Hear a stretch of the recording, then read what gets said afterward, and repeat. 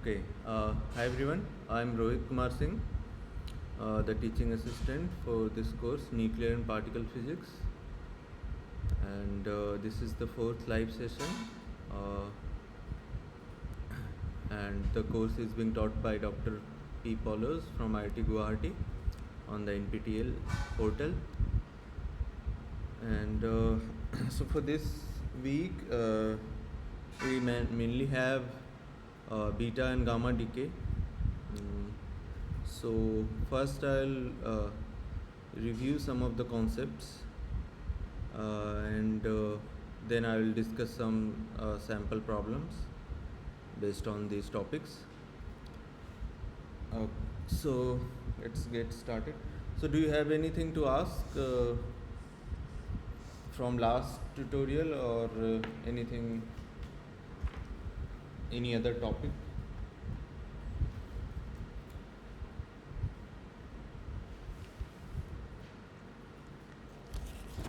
Okay, if not, then let's start with today's topic. So yeah, I'd like to discuss some of the concepts because it's not very straightforward, the gamma decay and beta decay. So before solving the problems, I'll just lay out some basic things in front of you. Okay, so basically what is happening? Yeah, in beta decay we have two kinds of beta decay. One is beta minus and one is beta plus, right? So if a neutron goes to a proton giving out positron and antineutrino, this is a beta plus decay. Oh, sorry. If it is a proton here, then it should be electron. And if a proton goes into a neutron plus positron giving out a neutrino, then it is a beta minus decay, right? And there is one other process called electron capture.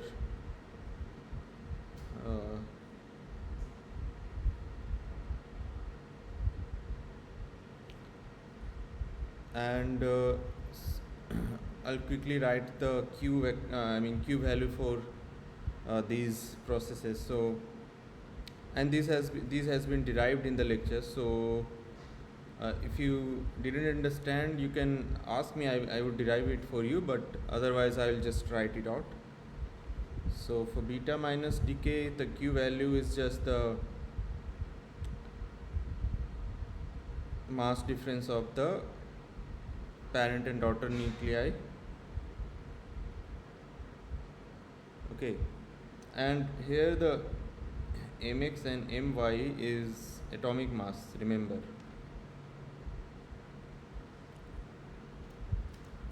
So all of you have gone through these derivations in the lecture, or anyone doesn't understand how does this how can you obtain this? You have gone through it or not? Okay, so I'll assume everyone knows how it comes in this form. So basically, for this, if you write the Q value, it will be Mn minus Mp for the beta plus decay, minus mass of electron minus mass of neutrino, right? But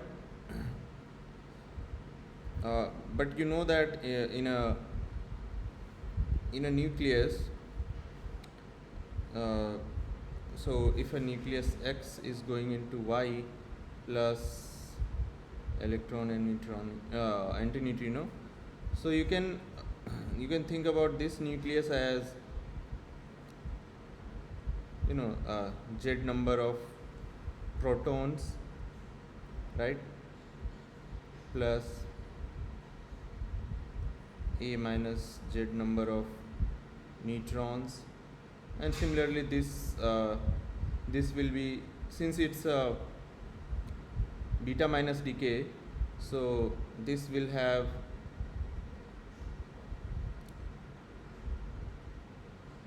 Z plus 1 number of protons and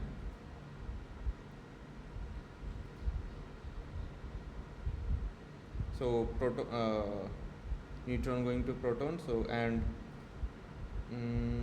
yeah, the number of neutrons will be same, right?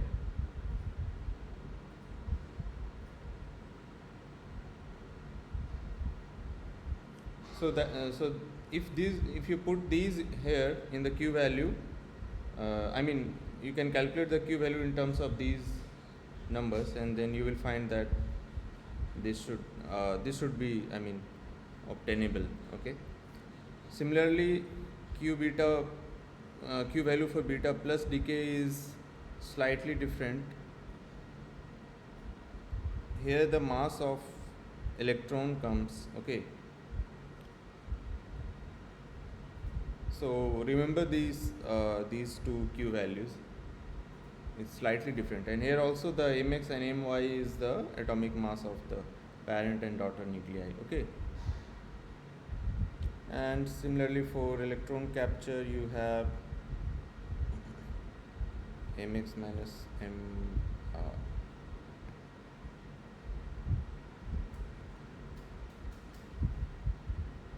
my, and also if you want to include the binding energy of the electron which is captured, then you have to subtract it by that value. So it is the corrected Q value of the electron capture. Okay. So these things are there. Now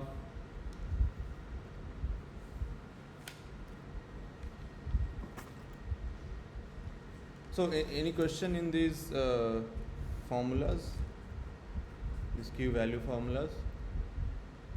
No. Okay, thank you. So then there is a concept of not all the beta decays are favorable. So there are some rules.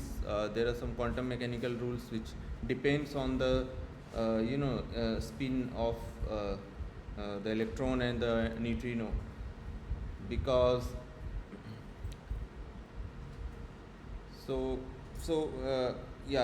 because this should be conserved, the angular momentum and total angular momentum basically for parent and daughter nucleus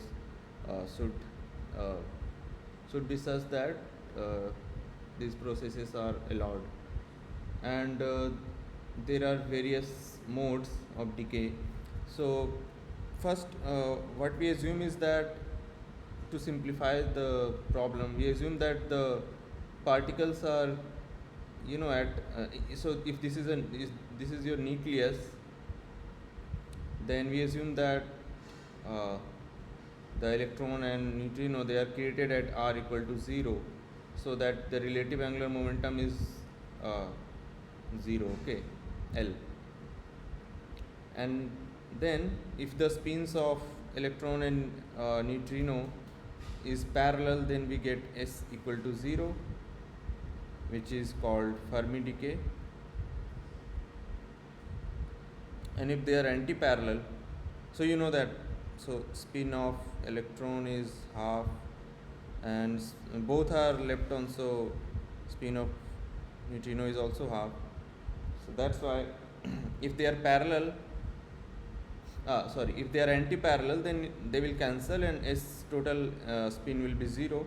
And if they are parallel,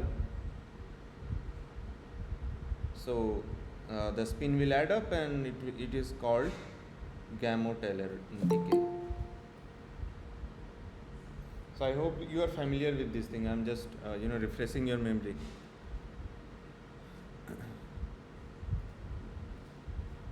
And if S equal to 0, then what will happen is that the initial and the nuclear spin of parent and daughter nuclei will be equal, right?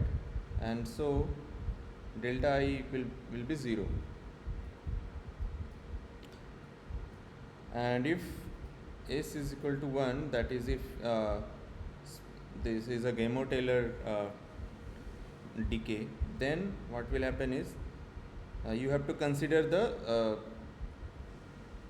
S equal to 1 uh, and you have to add according to the rules of angular momentum vector addition, and you will get the value somewhere between iy minus 1 to iy plus 1, right? So for example, if there is a process going from 0 to 1, nuclear spin of, so if ix is 0 and iy is 1, so delta I will be what? So it will be either 0 or 1, right?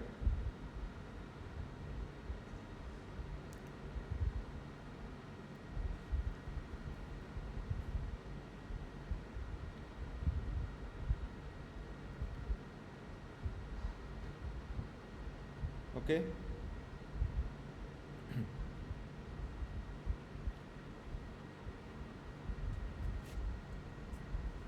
And yeah, one more thing is there. So there should be no parity change. Okay, so parity should not be changed because L is 0. So you know that parity change is given by this formula, right? Now for the because we have considered we have assumed that L is 0, so the parity should not change for both these decay modes. Okay,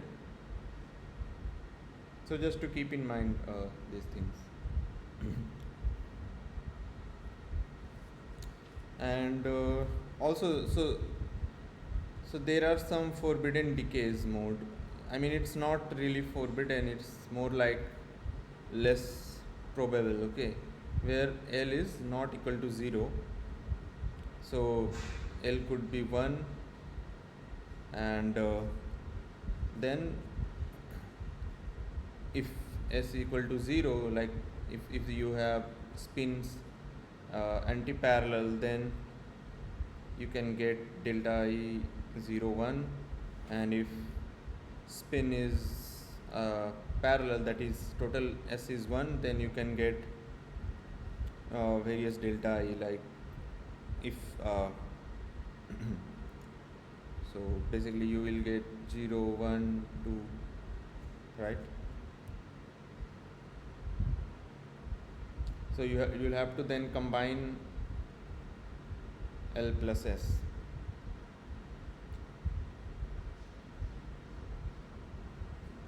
In this case, which will be 0 1 2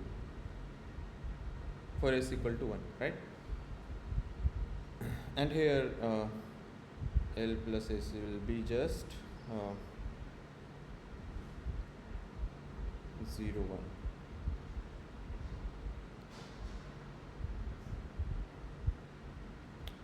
Okay, so let me know if you are getting confused, but these are already discussed in the lectures. I'm just writing it again for your understanding. So let's take an example. So if you have a nuclei X decaying into Y, and anyone want to ask anything? Sir, I had a doubt regarding the L value for the questions. Okay.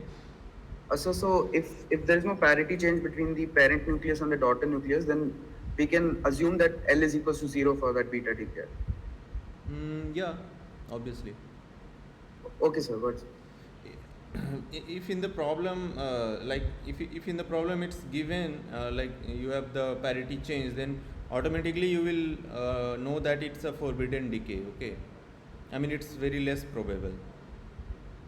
And if there is no parity change, then it's always the allowed decays. Okay, sir, got it. So I mean beta decay can happen through this parity change, but it's very less likely. Okay.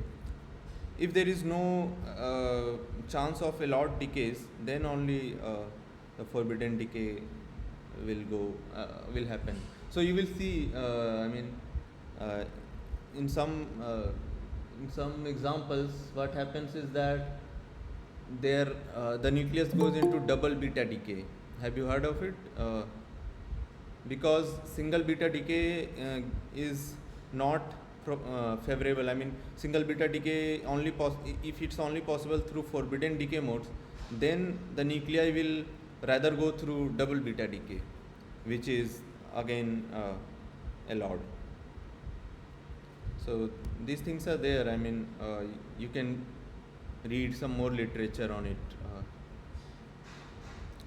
But yeah, I mean, it is the forbidden decay also happens sometime, but it's very less likely.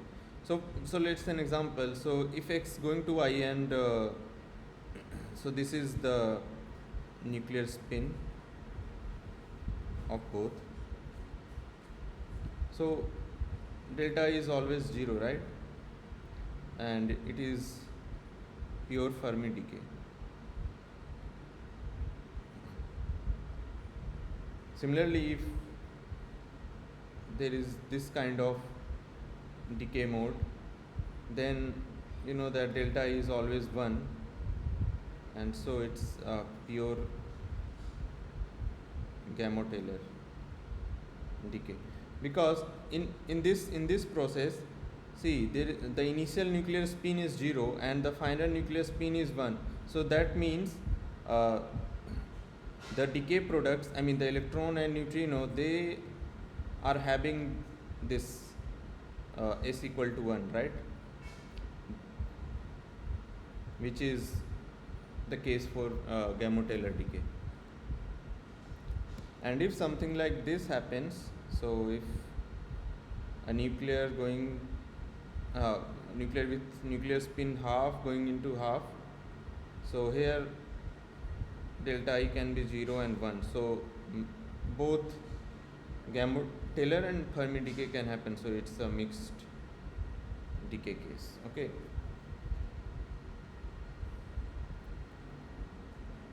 Okay, so yeah, these things are there.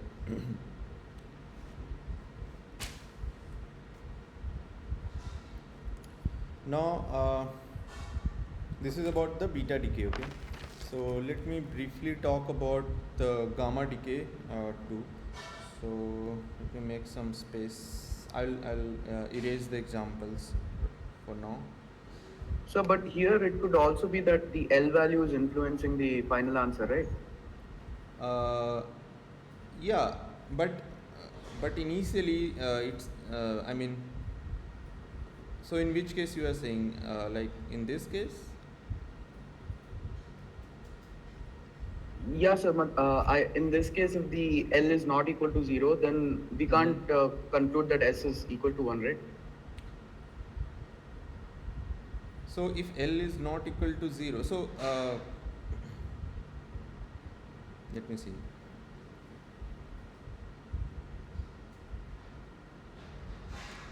So this I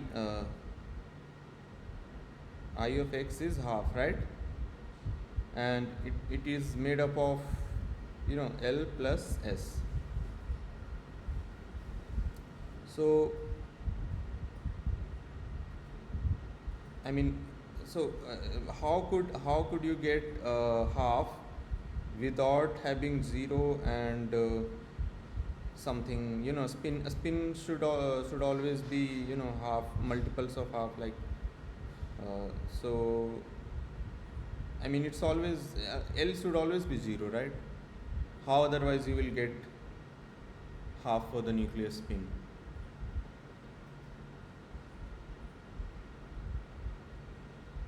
Is there any possibility, like if you have 1, yeah, this can also give you half.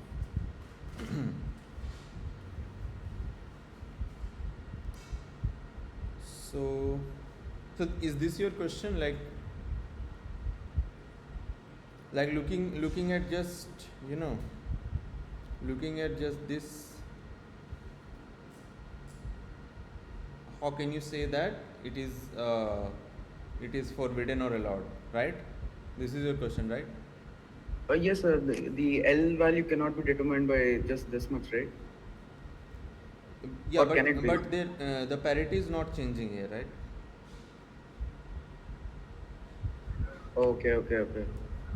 So that means L is 0. Otherwise, I mean, uh, then L equal to 2 can also give you this thing, but so then if L equal to 2 is there, so then you cannot obtain half, right? 2 plus half cannot give you half,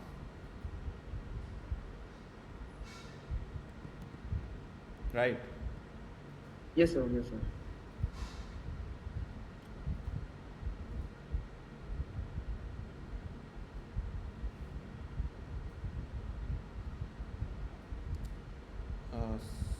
Very small.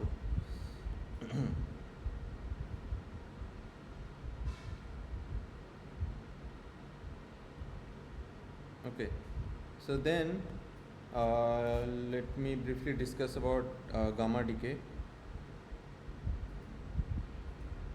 So gamma decay is little tricky, okay, because I mean it's just it happens through a transition of nucleus from excited state to ground state, and so there are here also there are some selection rules, and which is based on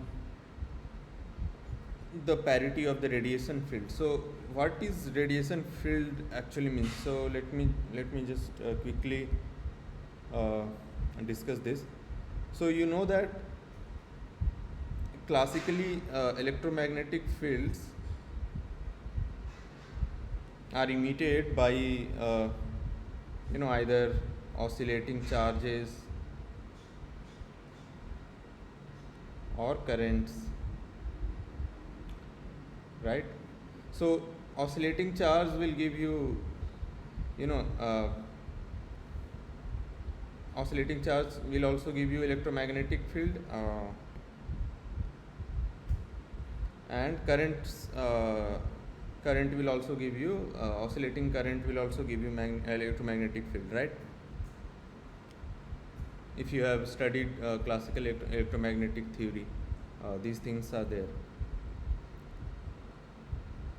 And electromagnetic field has two components, electric and magnetic components inside it, right? Both are perpendicular to each other classically, and so the electromagnet and also you must have studied that an electromagnetic field not only transmit energy but also angular momentum. Do you know about this? So it carries not only energy but also some angular momentum. So for example, if you take a oscillating dipole or something, and enclose it in a big sphere, like metallic sphere, you will see that the sphere will start spinning, because the electromagnetic radiation emitted from this dipole, this oscillating dipole, it also carries some angular momentum, and which will make the sphere spin. And the rate of uh, the emission of energy and angular momentum is both are proportional. So these things are there in any classical electromagnetic theory book. You can go and read about it. Okay. So then what happens quantum mechanically is, so a nucleus, you can take a nucleus as as a multipole, or I mean multipole means it might have it can be higher modes other than dipole. So and a nuclear will also emit some radiation, okay, in which is basically the gamma radiation that we are talking about, and it's a quantum mechanically we will call it photon, and so then quantum mechanics comes into the picture, and so we'll have to talk in terms of operators and wave functions. So basically, uh, there is a operator called L, which is multipole operator, and uh, if you use this operator on a quantum multipole, so then basically what it means is that LH cross angular momentum is transferred per photon. Okay, so like we have in the classical case, some angular momentum being transmitted by electromagnetic field. So in quantum mechanics, electromagnetic field becomes photon, and photon transfers LH cross angular momentum, so per photon. Okay, so something like this. So I mean, you can read in detail about it, but just I wanted to uh, give you some flavor of it. Okay, and so again, so this photon or radiation will carry both the electrical and magnetic part of the multipole, and so and there is another concept is that so the parity for the magnetic part is given by this formula, okay, and for electric part it's given by this formula. So for the same order of emission, you have different parity between the magnetic and electric component. So parity of radiation field. Okay.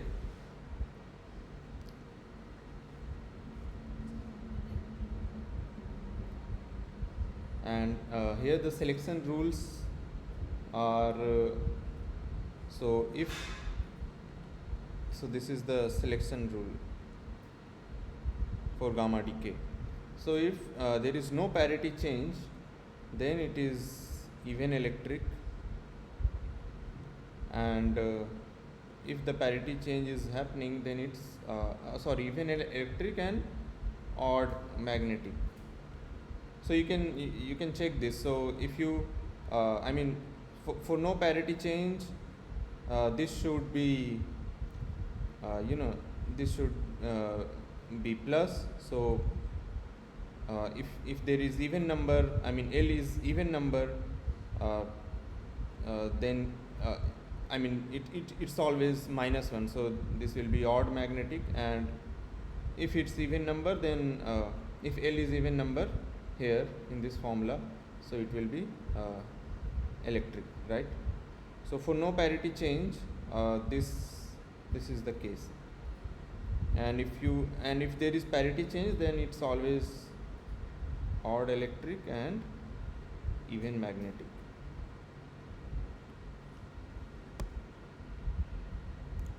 Okay, so this is the selection rule on the radiation field, basically the gamma decay.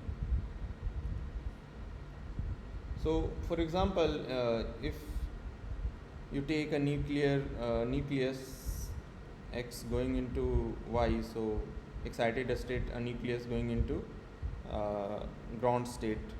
So let me denote the ground state by X2, because it's the same nucleus, and if initially the nuclear spin is like 3/2 and the final nuclear spin is 5/2, so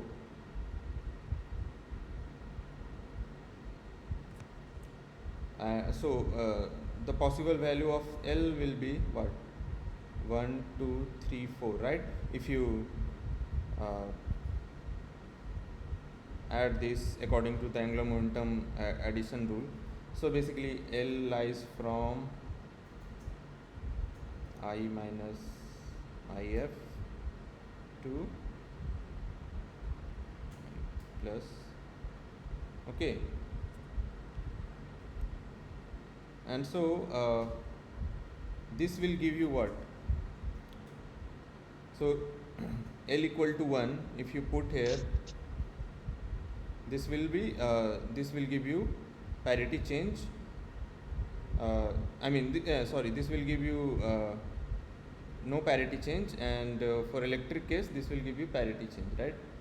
So the radiation field will consist of mixture of dipole, quadrupole, octopole, and for you have decapole or something radiations.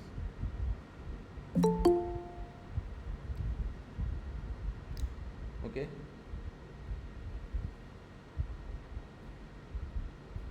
Now if in this case you have, so if the parity is both plus on both the nucleus, so if pi I equal to pi f, that is delta pi is equal to 0, right? Then L equal to 1, radiation must be of magnetic character only, right? Because if you put L equal to 1 here, it is giving parity change, but if you putting L equal to 1 here, the parity is not changing, right? So this way you determine if the radiation is of magnetic character or of electric character, and so on. Okay.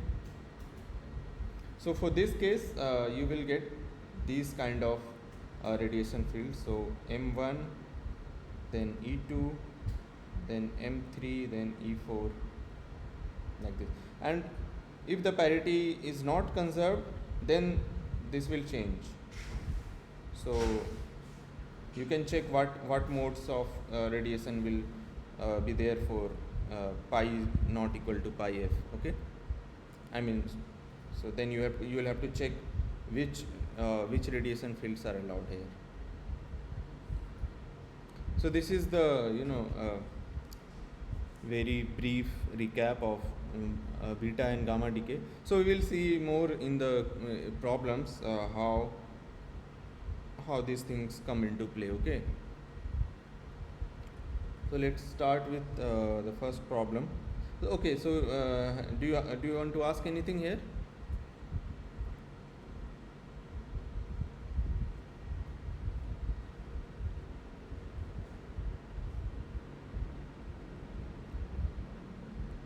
Let me write it clearly. So it's magnetic character. Okay, if you have nothing to ask, let's move to the problems.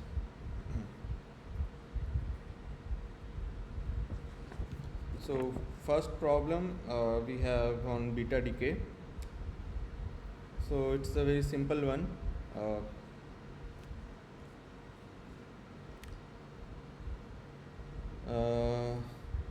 So basically nickel goes into a beta minus decay to copper.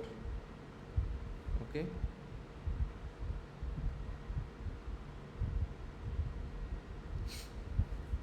and we want to calculate the Q value.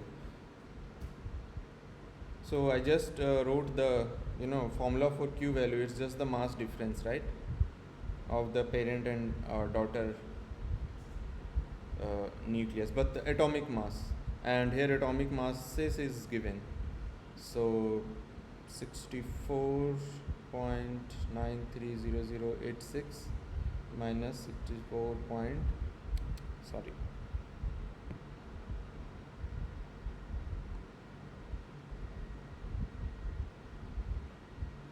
okay, this is in atomic units. you can, so to get, I mean, oh, we want in MeV, right?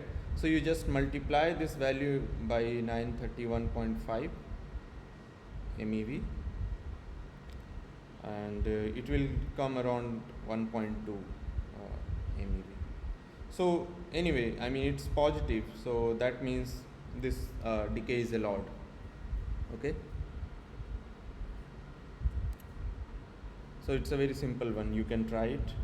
Just use your calculator, calculate this and multiply it by 931.5. Okay.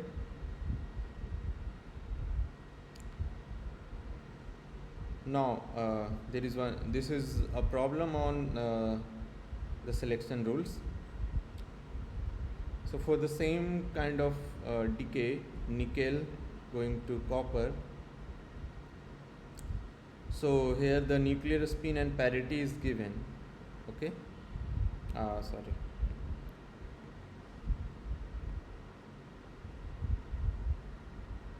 So which decay is here? I mean, which decay is allowed? Is it Fermi type? Is it Gamow-Taylor? Is it mixed, or you cannot say? Anyone like to answer?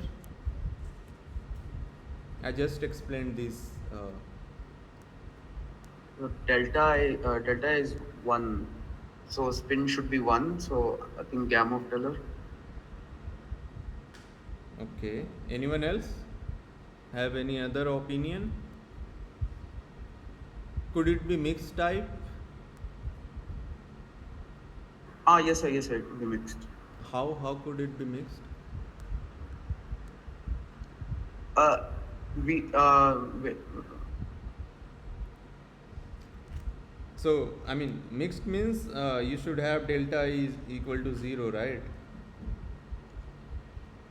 So delta I could be 0 or 1, right, for mixed. How? Yeah. But how would you get this? No, you won't. But that one condition is also there, right? 0 or 1. No, like I mean, see, this is the initial nuclear spin. Okay, final nuclear spin is 1. So delta can only be 1, right? Delta is just IF minus II. That's it.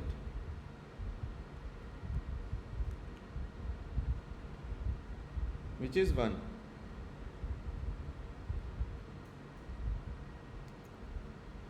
So yes, sir, but the condition for mixed type is that either del I should be 0 or del I should be 1, right? No. Both, if both are there, it should.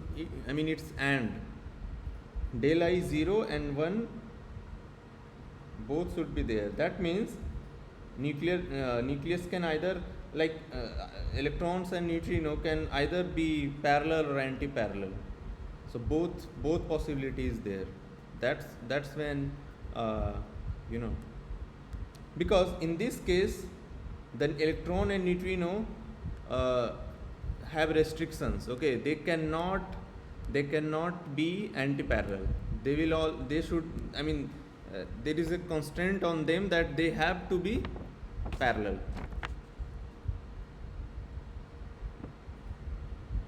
And that's why it's Gamow-Taylor.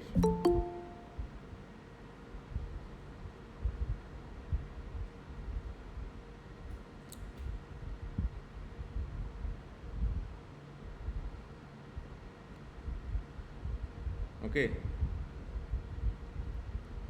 Yes, sir. Yeah. So yeah, think about it more. Sir, or rather than using del I and getting confused, we can just directly do S plus 1 is equals to 0, right? S plus 1 equal to 0 means no. I mean, RHS is 1 plus S. We do not know the spin. We are finding out the spin. So 1 plus S is equals to 0. Plus is according to the additional rules of angular momentum. Yeah, I mean the IF is what? L plus S, right? Yes, sir. So we L is do 0. that. L is 0, right? Yes, sir. Yes, sir. So then S plus. S is what you have. So S is always 1, and for to be S equal to 1, uh, you need, I mean, you know that this is the Gamow-Taylor type. Sir, here 1 plus is the parity and the spin of the daughter nucleus, right? I mean, sorry, the entire system, right? Yeah, Daughter this. nucleus plus the electron and This. nucleus. Obviously, yeah. So here we can't say S is equal to 1, right? Because daughter nuclei also has to be considered, no? Its spin is also has to be considered. But I mean, its spin will not change because here nickel has 0, and here you don't have any electron and neutrino in the initial state, right? So whatever spin is there in the final state, it's from electron and neutrino. It's not of the nucleus. Do you get it? Okay, sir. Okay, sir. But acha, they didn't mention that there's an electron and neutrino. That's why we don't consider it. Yeah. I mean, But sir, I initially mean, it you comes have a out. parent nuclei only, but in the decay after, I mean, finally you have electron and neutrino. I am not writing it here, but you do have this, right? And you know that, and this has been 0, as you know from, I mean, because you know, initially the nuclear spin is 0. So whatever the spin that is getting created, it's due to these two. So initial spin for just these particular nuclei, just this particular nuclei is 0, or like initial spin for all nuclei will be 0. Do we This assume it particular, like this particular. So I gave you an example, right? You can have something like this, half, some nuclei with having spin half going into spin half, and in this case, then what will happen is, so initially you have half, and finally what you have is half, right? And this is L plus S. So here delta E is what, 0 and 1, both is possible. So, and you know that the L is 0.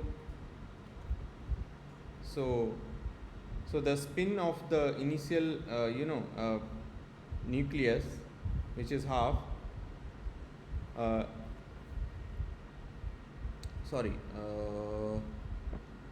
L is 0 for the decayed products, not for the nucleus, right? And so for in this case,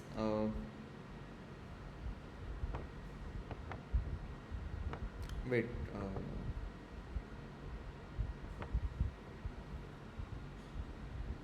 So I think it will just be easier if we assume Cu plus electron plus neutrino is 1 plus. Electron plus antineutrino we can consider as S. So Cu plus S is equals to 1.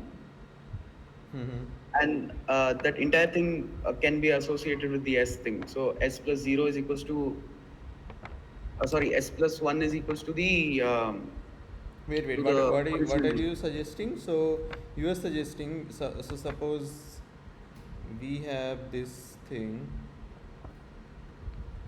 right? So what you are suggesting? So that 1 plus is because of all three. Mm-hmm. And So here L plus L is anyway 0 because L is because there's 0 no because the parity change. particles, we take the particles created at r equal to 0, right? L will be 0 because there's no parity change.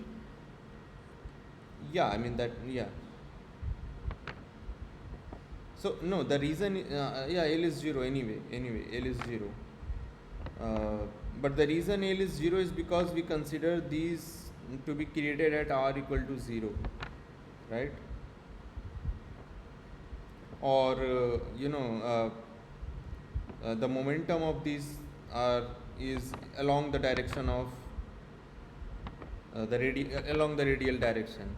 So that's why you get L equal to r cross p, so it becomes 0. That is the reason, right? So also in the question only, they have explicitly stated that the nuclear spins of Ni and Cu are 0 plus and Yeah, 1 yeah, plus. I know. Yeah, that is true. So we can just take Cu ka spin as 1 plus, 1 plus plus the total spin of electron and antineutrino should give us 0 plus on the left hand side. On the If you left, do that, you get S is equals to 1 if you calculate it. wait. On the left hand side or right hand side? What is? On the left hand side you have 0, right? Yes, on the left hand side we have 0. On the right hand side we have 1, which is coming from the Cu, plus the total spin of the electron and antineutrino, which we have to find out. So if we do the addition from the angular momentum point of view, we'll get S is equals to 1. No, wait. Something is missing. So let us go through this slowly. Okay, so first of all, on the left hand side, you have uh, the I of the nuclear spin of nickel is 0, right? Now, so what does this mean? Like, so L plus S equal to 0. Okay. Now this 0, it can come, it can come from both. So, okay, so now what? So the angular momentum of L, would it contribute, because it's nickel is, you can consider it at origin, right, on of your coordinate system. So L will be always 0, right? So whatever the spin, whatever I is there, it's due to the S, right? So anyway, S is also 0.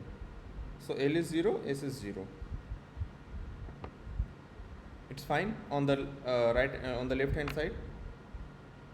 Yes, sir. Do you agree? Okay.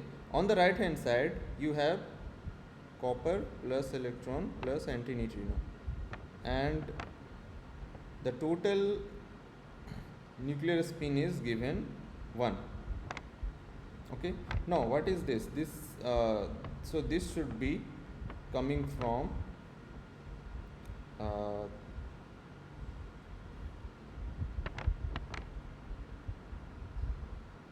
this calculation, right?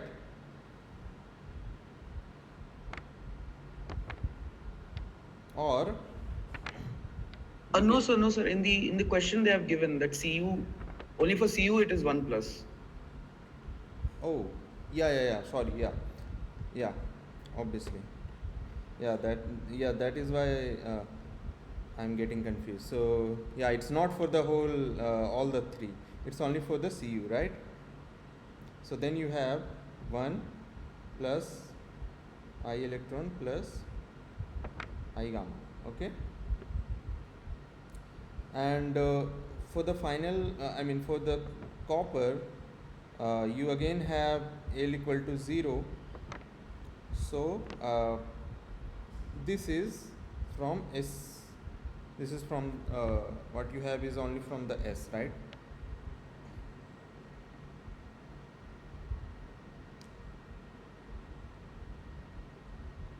And yeah, wait. And then and then you have to consider the conservation, right? For the whole system, whatever I you get, so for the whole system, IF star should be equal to initial, right? And so electron and neutrino should also have spin equal to 1. Is that how it works? Yes, sir. Like that also 1 plus the Because only that you can have S equal to 1, and then S for electron and neutrino 1, and S for copper will give you I equal to 0, right? If you combine them. Yes, sir. So it's conserved on both sides. The Yeah, spin. so that's why we say that the electron and neutrino are having spin parallel, right? For this kind of decay, for 0 plus going to 1 plus, that's why we say that the spin of electron and neutrino is parallel. And if that's the case, then it's a Gamow-Taylor decay. You cannot have mixed type. I think now it's clear, right? Yes, sir. Yeah. I mean, I was confused because only the spin for copper is 1. If you that's how you conserve. I mean, because anyway, if you have 0 going to 1 for the whole system, it will not work, right? It's violating the conservation rule. The spin should be conserved. Yes, sir. Or otherwise, the parity needs to change so that there is some L value. Yeah. Right. Okay, so yeah, it's good that we made it clear. So others, did you have did you understood what we discussed, or anyone got more confused? Yes, sir. Can you explain it briefly once again, that so please, sir? Do you want me to explain again? Yes, sir. Okay, let me try. So let me erase everything.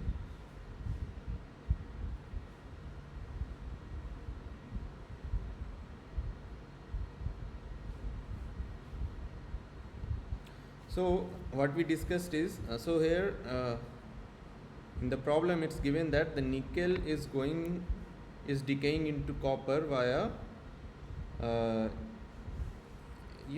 via beta decay. Okay, so this can be electron or positron, we don't need to know right now. Okay, now what is given in the problem is that initially this nickel has spin parity 0 1, okay, and then copper goes into the spin parity 1 plus, okay, and we don't know about these two right now. Okay, now first you have to see here is that, so for nickel its angular momentum will be 0, right? Because it's let's take it at origin. Let's start with origin. I mean, let's keep it in a frame of reference where it's at origin. So L is equal to R cross P. If R is 0, then L is 0, right? So that is there. So and since I is L plus S, combination of angular momentum and a spin, and so spin should also be 0, right? So this is for the left hand side. Now on the right hand side you have 1 for copper, I equal to 1, okay, and I mean, again it's decaying into copper, so it will either we can again consider it on the origin of our frame of reference. So L equal to L will be 0, and this 1 is the spin of the copper of the decayed nucleus. Okay, so what will happen to these two then is that since they are also created, I mean, we can assume they are created at R equal to 0, or if they are created if they are created at some other point, but they are moving such that, I mean, they are moving radially, I mean radially, they will go radially outward, right? So their momentum will be in the radial direction. Okay, so again you will get angular momentum for these to be 0, because angular momentum is r cross p and r cross r is always 0, so this will be 0. Okay, so this is for both beta particle and neutrino. So then, for the spin, for the angular momentum conservation, you should have spin for these two also equal to 1, right? Other value will not give you.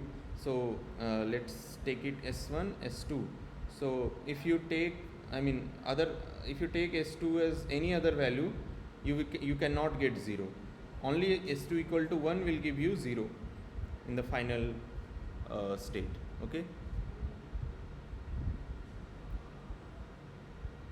So that, and when s2 will be equal to 1, only when the spin of beta and antineutrino are parallel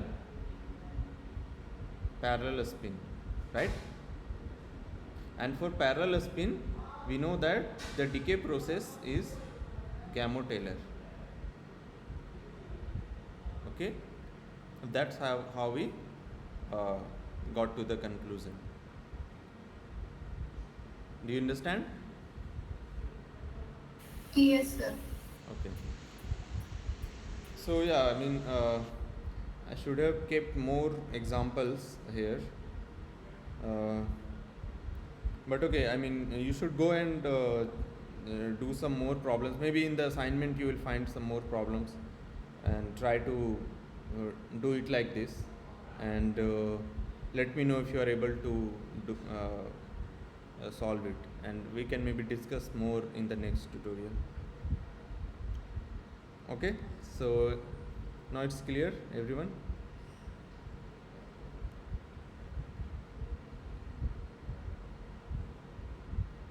Okay, thank you. Okay, so then third problem. So this is interesting. We have sodium nuclei going into neon, and nothing else is given, just the atomic masses of sodium and neon is given. Okay, and we have to find if this decay is a which kind of decay, if it's a beta minus or beta plus decay, and if it is energetically favorable. So how would you do this problem? And also you don't know what is the jet value of these two. You don't know about it, how many protons and how many neutrons are there. Just you have this value of atomic masses. Can you find out if it's a beta minus or beta plus decay? Is there any way? Yes, sir. You can use the Q formula, right? So yeah, Q formula is there. So what will you do? Q formula for, I guess, beta minus is only the difference between the two atomic masses. Yeah. And for beta plus, it will be the difference between the two atomic masses as well as two electrons. Okay. Yeah. Okay, you stop. So let me ask to other people. So yeah, we know that beta Q value for beta minus and beta plus is different, right? So here you have, in case of beta minus, you have only mass difference, and in case of beta plus, you have electron mass coming into picture. Now, okay, this is fine, but here the Q value is not given. Okay, here Q value is not given. So then how will you determine that it's a beta minus or it's a beta plus decay? Anyone other than Adnan?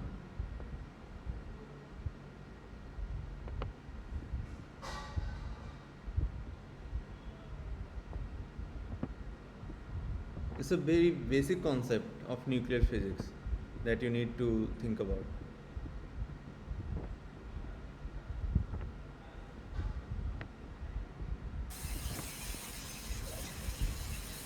Yeah. Go on.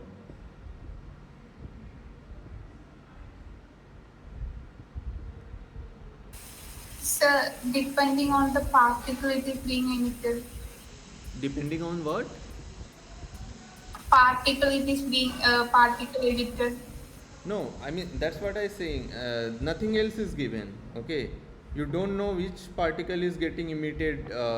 So I mean here it is written sodium and neon, but I'm saying if it is just X and it is Y. Okay, you don't know about which nuclei is there. Okay, the information is, that's why the number of protons is not given here. So you don't know if electron is getting emitted or proton is getting emitted, but what you can calculate is Q value for this process. I mean Q value for beta minus or beta plus, and what you will find is one of them will be, one of them will be negative and one of them will be positive, right? Both cannot Yes, be sir. there. Both cannot be positive or both cannot be negative.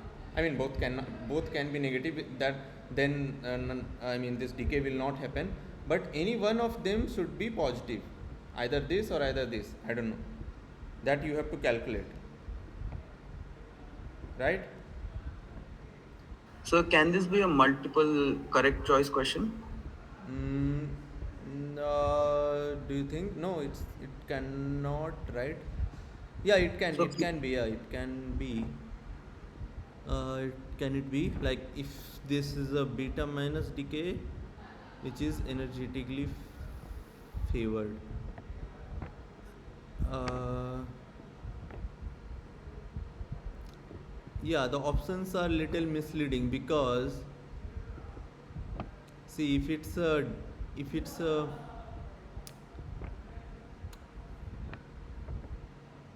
mm, so because if it's beta minus is favored, mm-hmm. then beta plus disfavored just doesn't make sense, right? Because Yeah, that is true, yeah.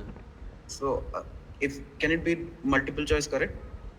No, it is not multiple choice. There should be only one correct option. Yeah, so and that will depend on the Q value coming positive. So so we can calculate these two, okay, and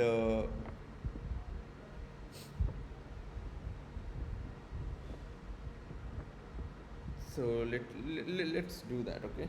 So for the first case, uh, I need the calculator. Okay, so Q beta minus will be 21.994434 minus 21.991383 into 931.5. Just to, I mean, we don't need to multiply, we just want to know if what is it. So it will be it is positive, right? We can see right away. And Q beta plus 21.9943 4434 minus 21.991383. What is the mass of the electron in terms of mm, atomic mass unit? Anyone? No. So 0.511. No, that is in MEV, right? It's something like 0.005 or something. Uh, So instead we can just yeah, subtract. that is also, yeah, we can do that, but yeah, it is something like this. So if we add these two, it will become you know uh, 0.0005. If we add this, it will be like 21.9918. right? So this again will give you a positive Q value. Hmm. Yeah, so both are coming positive. That's why I asked if it Yeah. can be Oh, multiple, sorry. correct? Yeah, sorry. It's two times this. It's two times this. But again, I mean, two times this will be just 0.001, right, or something. So then it will be 21.992 something. Again, it will be positive, right? Uh-huh. Yeah. Then I'm not sure how. So I mean, energetically it is favored, that we know. Now how would we determine if it is beta minus or beta plus decay without having the knowledge of uh, the number of protons? I mean, the without the knowledge of number of protons and neutrons. Hmm.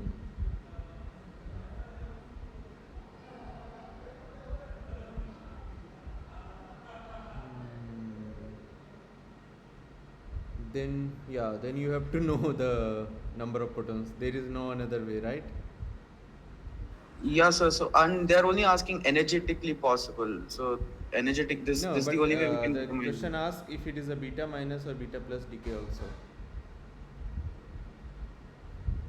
Hmm. I mean, we know that sodium has atomic number 11 and neon has 10. So obviously it's a proton going to neutron, electron minus plus centimeter. So it's a beta minus decay. We know that, right? But I thought maybe. Mm, so yeah, one argument is there is that the Q value is more for beta minus decay than for the beta plus decay, and both both could be both are energetically favored, right? So it turns out from the Q value we cannot say anything. Yeah, I don't know. Well, is neutron decay more preferred than is neutron decay more preferred than proton decay? Then like that we can say if it's beta minus beta plus. I mean, here you see. So for the beta plus decay, the neutron has to go into proton and sorry. Oh, this should be positron. Oh, sorry. Yeah. No, that we cannot say for sure, because always you will see that always you will have, for the same set of nucleus, you will always have Q value for beta minus greater than beta plus, right? Yes, sir. So then the question is, what determines if it's beta minus or beta plus decay? Oh, wait. No. Hmm. So the next question is just the reverse. Neon going into sodium. Okay. And here the the Q value will be always negative, right? Yes, sir. Because Na is heavier than Ne. But beta decay, but if you want to just know which kind of beta decay will happen, we know that it will be 10 going to 11, so it will be neutron going into proton, plus electron, so it will be beta minus decay. So it will be beta minus and disfavored energetically, right? And here it is just opposite.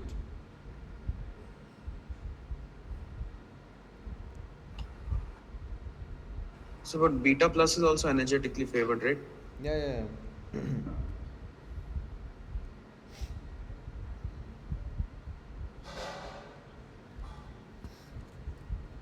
Yeah, here both are energetically favored, but then I think selection rules can come in to determine which decays.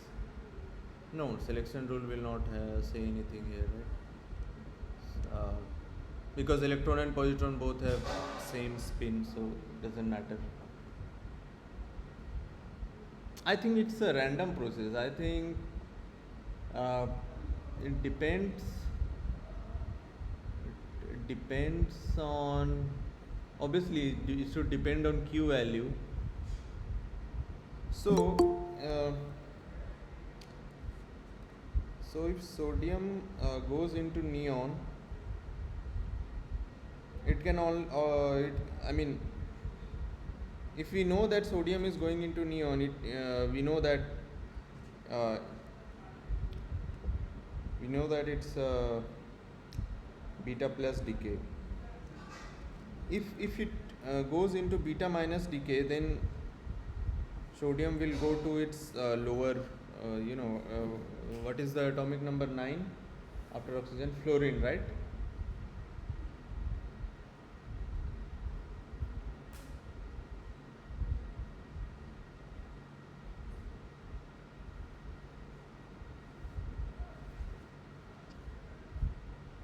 So, yeah.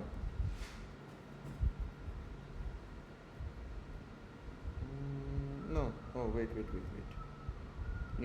For beta minus decay, this atomic number will not change.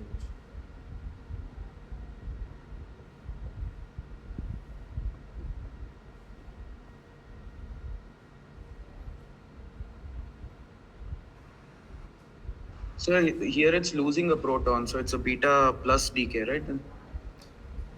Yeah. This is beta plus decay. That way you can then determine. Yeah, that is right. So if you see that the atom is not changing, so if sodium goes into sodium, then you will automatically know that it is a beta minus decay, right? Yes, sir. No. Wait. What I am saying. In both cases, the atoms will change. Yes, sir. If it goes from neon to sodium, then it's a beta minus decay. Yeah. But then again, like then the information should be there that what is the atomic number of the nucleus, both the atoms. Otherwise, you cannot determine from just the Q value, because Q value is positive for both. So, okay, I guess we need to know the atomic number. So, okay, I was thinking something else. I thought that one should be negative, but that is not true. Both are positive, and the only way to know if it's a beta minus or beta plus decay is to have the information of the atomic number of the nucleus. Okay, so that is the conclusion. Anyone disagree, or anyone has any other opinion?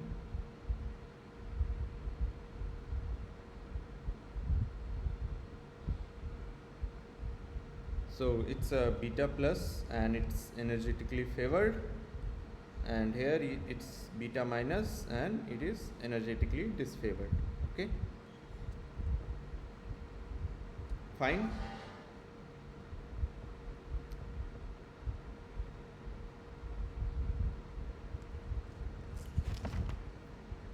So yeah, I'm also learning new things.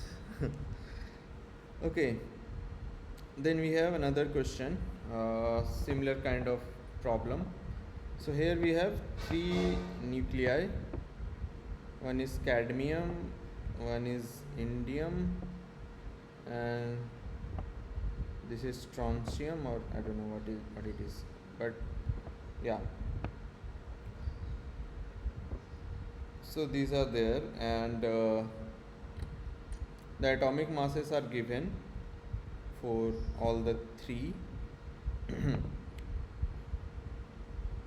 and you need to find which of the following choices are correct.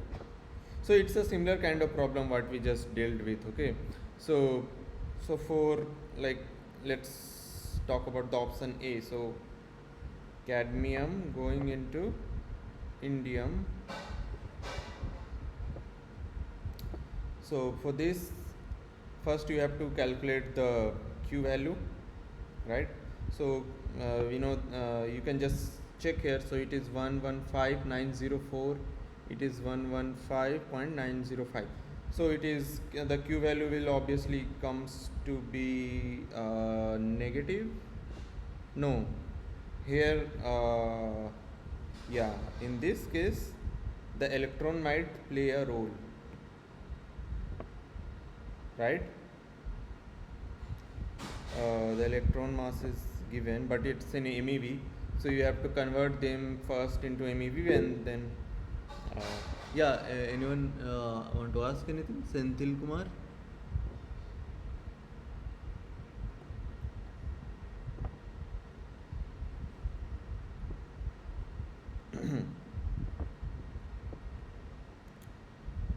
oh sorry. So first what you do is you calculate this into 931.5, okay, and then whatever you get from this, Q beta plus will be this value, suppose let's call it x minus 2 into 0.511. okay, now if both comes to be positive, then again we have to know the atomic number of cadmium and indium to determine if it's beta minus or beta plus decay. But if this, I mean, this is obviously positive, right? Sorry, cadmium, yeah, this is obviously negative. You can just check from the value here. It is 904, it is 905, so it's negative. So if this one comes to be positive, okay, it will never be positive, right? It's because this is being subtracted by a negative number, so yeah, it will again be negative. So the Q value won't give you any clue. So Q value just will tell you that this is disfavored. Okay, so this option is obviously wrong, this option is wrong. No, among this and this option, this both can be true, but then you have to check that the second process, that is indium going into strontium, is it beta minus decay or is it double beta decay?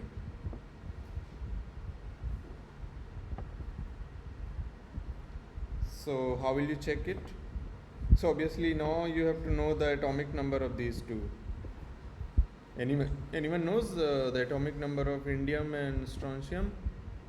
Or maybe one of you can Google it and let me know.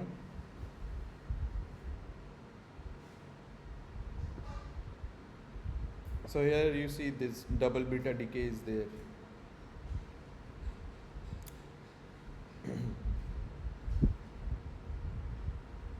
Is anyone checking? Yes, sir. Just a second, sir. Indium, it's 49 for Okay, indium is 49 and strontium? So SN is 50, sir. Is it teen? SN is teen or strontium? What is it? It should be teen, right? SN.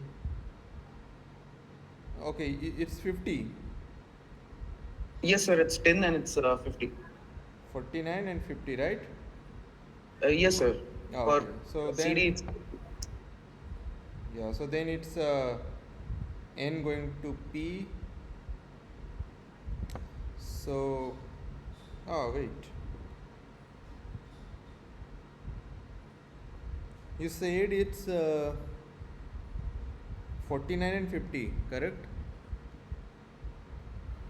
yes, sir. Indium is 49 and the Sn 10 is 50. 10 is 50. So then it looks like it looks like beta minus decay,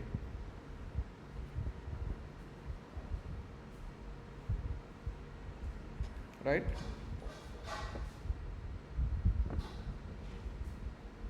Uh, Yes, sir. Beta minus decay because proton gets added. yeah. So then the option B should B is correct in that case, right? If it was something like 48, then it could have been double beta decay or something, like 2 neutron going into 2 proton plus 2 electron or something. So then it will be double beta decay. But since it's 49, so yeah, it will be beta minus decay. But I don't know, I'm not satisfied this kind of problem. Why then there is no mention of, so this problem is from the last year's assignment of this course, okay? So why they don't mention the atomic number here explicitly? I mean, does this question intend us to solve it without the knowledge of atomic number? I don't know, because I have right now I have no clue how to do that. So maybe I'll check again. But okay, let's. So first part we checked. I mean, it is just asking us if it is energetically favored or not. So since the first process is disfavored and second one is favored because indium has higher, u value than q value than the tin, so it's always positive. So yeah, second option. But the second statement, either it's a beta minus decay or it's a double beta decay, that we cannot know without the knowledge of atomic number of these nucleus. So yeah, I don't know if if the if they expects us to know it, or is there any other way to tell it apart. I'll have to check. So yeah, let's move on. So anyone is again getting confused, or anyone had to ask anything, please go on.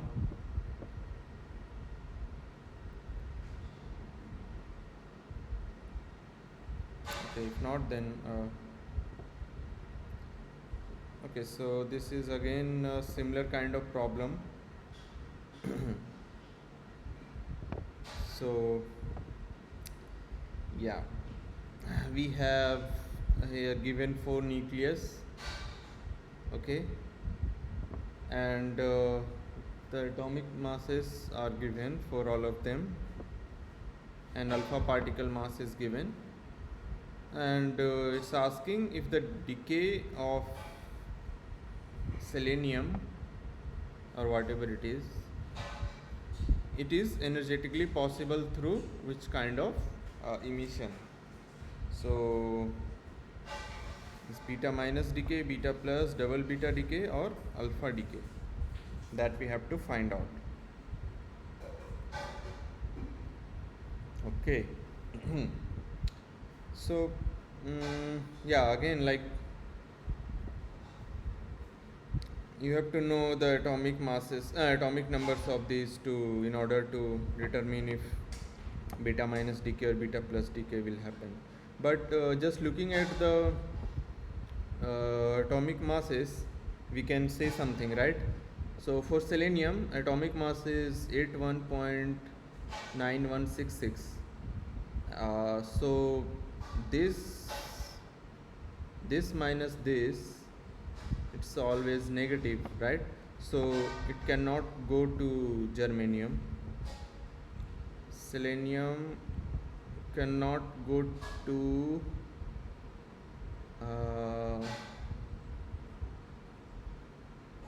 this, right? This is also not possible because its atomic mass is greater than this.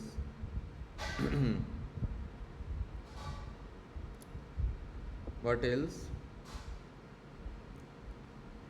Then we have Kr, krypton or something, which has atomic mass lower than this. So yeah, this is possible. Now what kind of process is this? I mean, it's obviously not alpha decay. This was alpha decay, looking at the atomic, looking at the mass number. I can say this is alpha decay, which is not possible. So this option is wrong, because germanium has 78 mass number, right? Oh, sorry. Yeah, this is alpha decay, because you know that alpha decay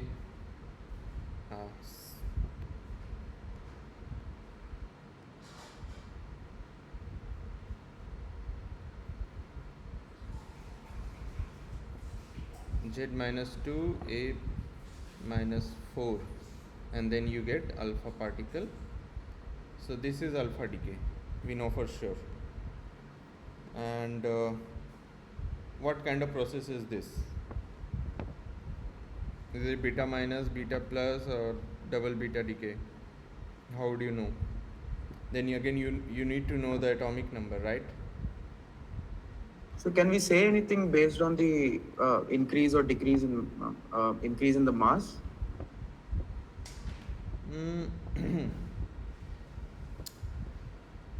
Yeah.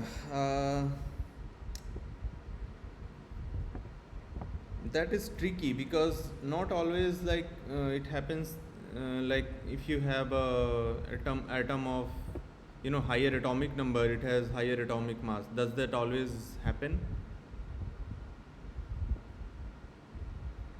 I mean, if it is the case, then it okay. I mean, we know that then we can say that selenium has higher atomic mass than krypton. So what must have happened is that a proton must have gone to a neutron and then positron, right? So then we'll know that it is a beta plus decay.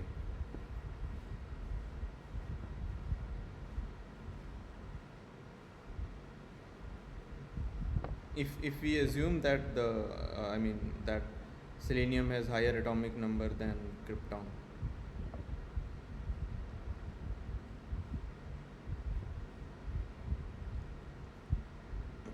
Right.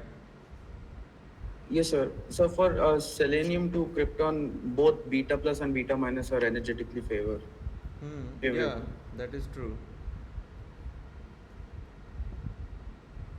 So now again, it's a multiple choice correct question, right? No, I mean, in the assignment it is just one option is correct, and that option is C. So I'm also not sure how C is true. So okay, let me know the can you Google the atomic number of selenium and krypton? Let me know, then we can see.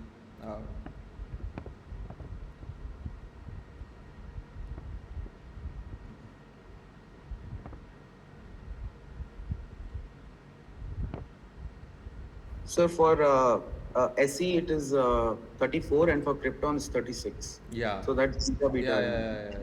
Then, yeah. See, without the atomic number, you cannot say anything. Now we can say that okay. So two neutrons from here went into two proton plus two electron plus two antineutrino, right? So it's a double beta decay, right? Yes, sir. Yeah. So yeah, that is the trick. You need to know the atomic number. I don't think there is another option. So yeah, C option is correct. Okay. Anyone has any doubt here?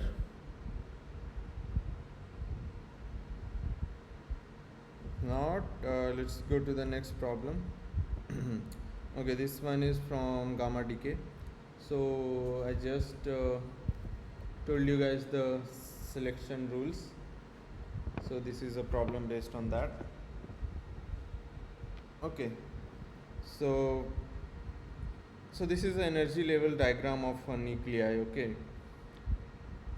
And there are three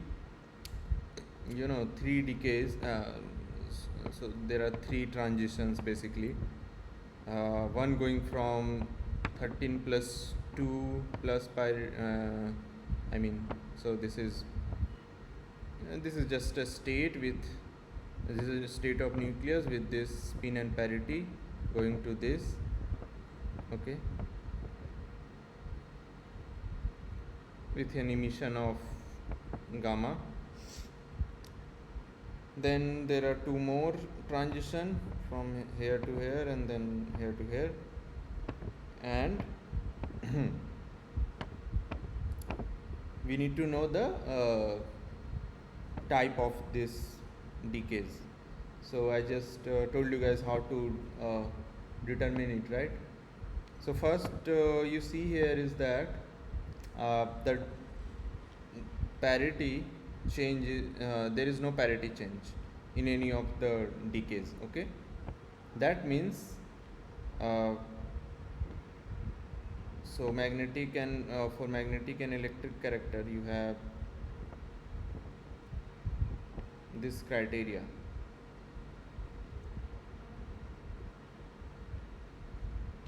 right? And to calculate L, I told you that L goes from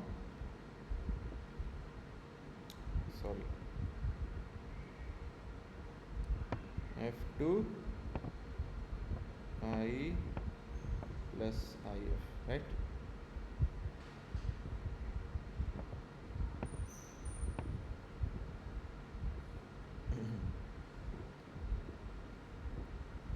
So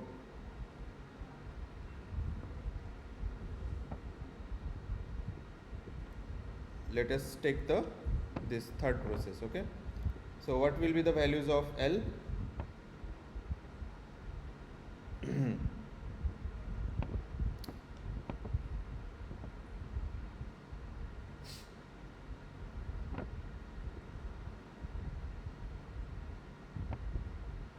So least will be 1. 1 to just add up this.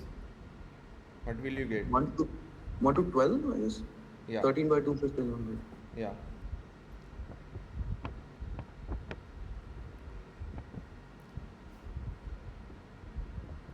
So 1 to 12. Okay. And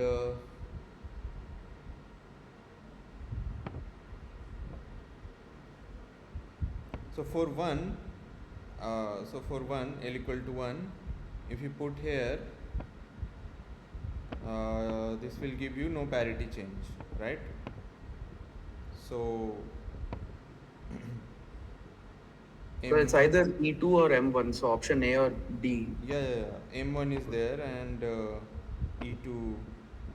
If you put 2, then magnetic one will not be there, electric will be there, and similarly, you know, M3, E4, like this, right? So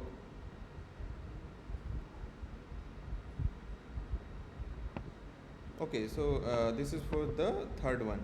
So okay, this is there, this oh, I mean, just from here you can say that option A is correct. You don't need to calculate further, right?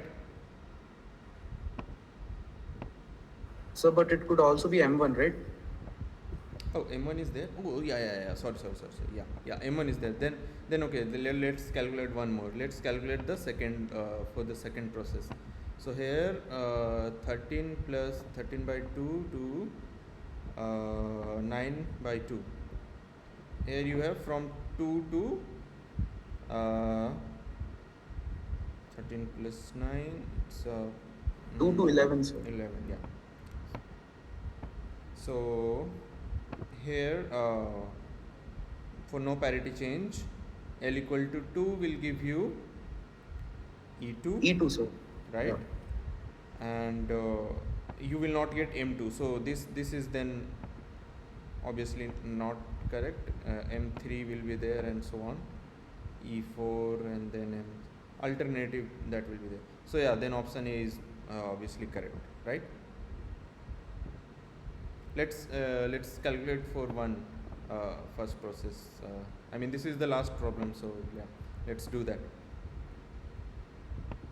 So no, I won't do that. I won't calculate it. So I want this from everyone. So let me know the answer. What is the which kind of decay will be there, gamma decay for this process? Can everyone do this exercise? So, sir, for the first one, it's 11 by 2 to 7 by 2, right? Sorry. Yeah. 11 by 2 to 7 by 2. Yeah, sorry.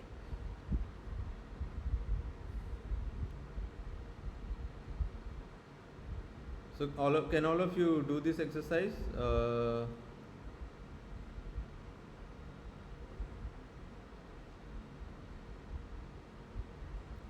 Kartika, Senthil Kumar, Avni, Chendur.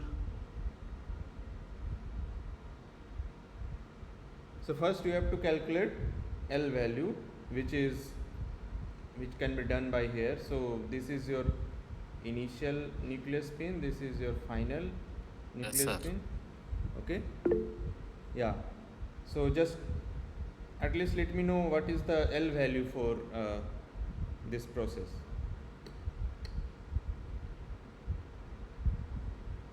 Everyone.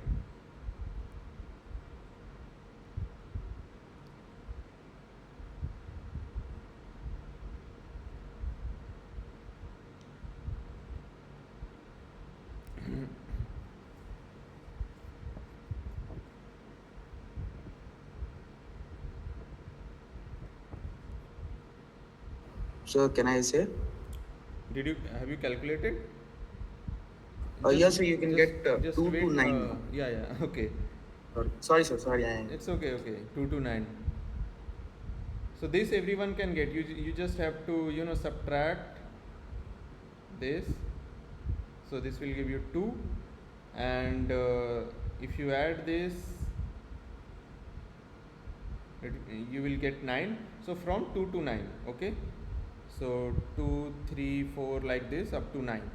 These are the L values. Now let me know what kind of modes are allowed according to this, you know, parity rule. Adnan, you don't reply first. Let me know if anyone else is able to understand it. So anyone else can let me know which kind of modes are allowed for these L values, and you have to conserve the parity. So parity change should not happen. So then let me know which kind of radiation is there, I mean, for electric character and magnetic character.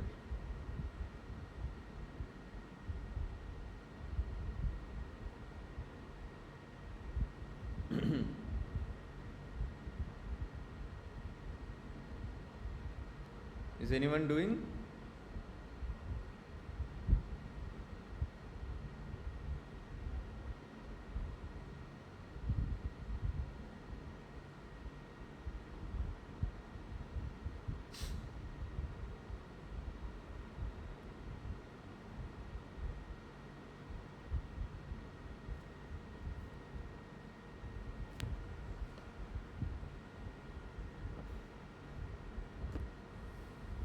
I'm waiting. It should be straightforward.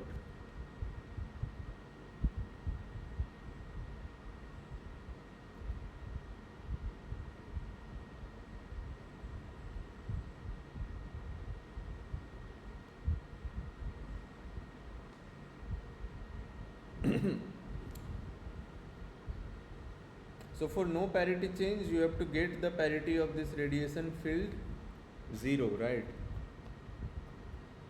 Now you just put L values from here to here. So yeah, Karthik has replied. It's M2E3. So yeah, if you put 2 here, M2E3. No, you're wrong. So how did you get that thing? So if you put 2 here, it will be minus 1 to the power 3, which will be minus 1, right? So you are giving some parity to the radiation. So that will change the parity of the final state nucleus.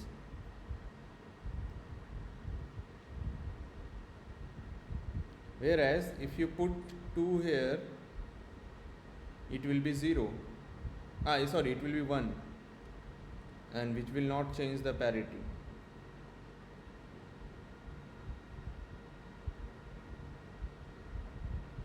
So it's like this. So parity of parent nucleus is equal to minus 1 to the power L parity of the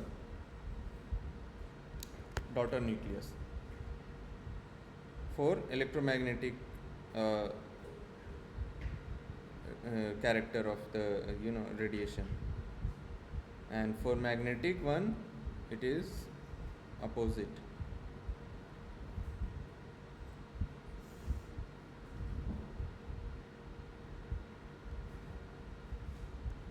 So L equal to L equal to 2 must be of electric character, right, to conserve the parity. So you will have E2, M3, E4, M5, E6, M7, E8, M9. These are the modes allowed, okay, to conserve the parity. So yeah, I mean, please try to go through the assignments this week. Similar kind of problems will be there, and see if you are able to solve them based on what I have discussed today. I think you should be able to solve them all. If not, let me know in the next tutorial. I will, if you are not able to understand any problem or solve, then I will try to solve it for you, okay, after the deadline end, because before the deadline of submission I cannot solve it for you, but after the deadline I can solve it for you, okay. So let me know. So let's end the so yeah, do you have any other question? I mean, you should go through it once more, okay. I think you will understand. It's very simple. So anyone has any question?